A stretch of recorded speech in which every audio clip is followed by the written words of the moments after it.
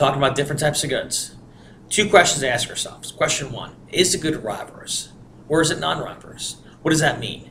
It means, do we have to compete for the good, or do we not have to compete for the good because it will never be depleted, never used up?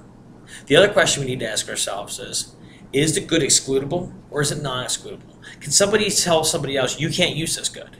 That would be excludable. Or no matter what kind of signs they put up, maybe no matter what kind of fences they put up, nobody can tell anybody else, hey, you can't use this good. It would be impossible to prevent that from happening. So when you take the different classifications and you put them together, you develop 4 different categories of goods. Private goods. These are goods that are rivalrous and excludable.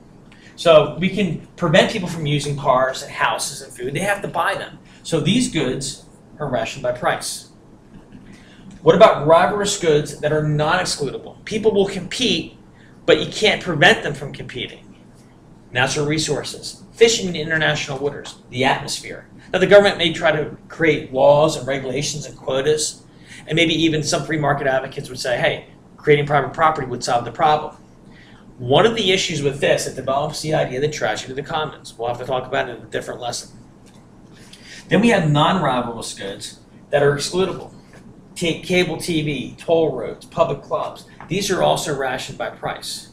The idea is, hey, we can keep you from using something, but we don't really need to because, hey, cable TV, I mean, anybody can use cable TV, and it's not going to take from somebody else's experience.